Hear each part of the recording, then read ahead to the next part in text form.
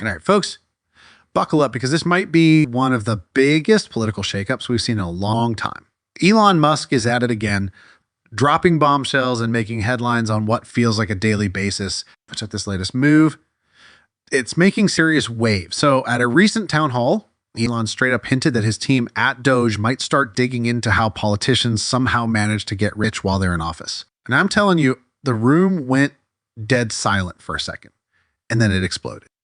Today, we're going to break down exactly what Elon said, what this investigation could actually uncover, and why this might be the kind of accountability Washington's needed for decades. And hey, before we dive in, make sure you smash that subscribe button and ring that notification bell so you never miss a video like this. So here's the deal. Elon basically laid out what he's calling a giant fraud loophole. And this is wild because he claims the government will send money to an NGO, a non-governmental organization that isn't governed by US laws the same way.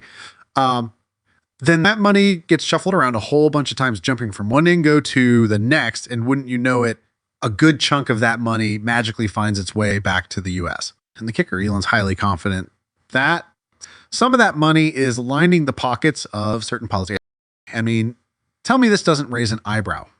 How exactly are some of these lawmakers making around $200,000 a year, ending up with $20 a year, ending up with $20 in assets? Elon even said it himself. So his team wants to connect the dots and hopefully stop it from happening. Now, we've all seen this play out. Politicians love to campaign as the voice of the people, but somehow once they get into office, they suddenly become multimillionaires. And no, it's not because they struck oil in their backyard or invented the next iPhone. The same old excuses, book deals, speaking gigs.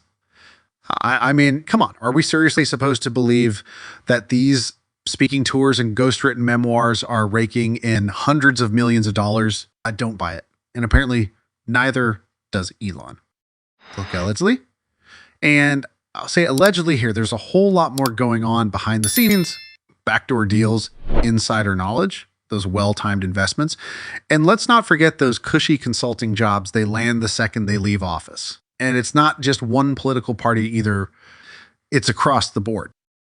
In fact, Chris Josephs, he's a guy behind an app that lets you mimic the stock portfolios of top investors, including Nancy Pelosi, went on Fox News and dropped some serious hints about where Elon should be looking. He pointed out that while you can track the public trades politicians make, there's not much visibility when it comes to their spouses and kids. And if he were Elon, that's exactly where he'd start digging.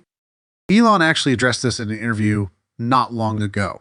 He was asked why there's so much outrage against him now, and his answer. It made total sense. He said it's a classic antibody reaction from the people who've been getting rich off waste and fraud. The ones complaining the loudest, those are usually the ones with the most to lose. And you know what? He's not wrong. Back in his PayPal days, Elon said it was always the fraudsters who screamed the loudest when they got caught. And it's happening again now. Bottom line, the backlash Doge and Elon are facing isn't because they're doing something wrong. It's because for the first time in forever, someone's finally doing something right. Government spending's been out of control for years, and now that somebody's asking real questions, the people who've been profiting off the waste are losing their mind.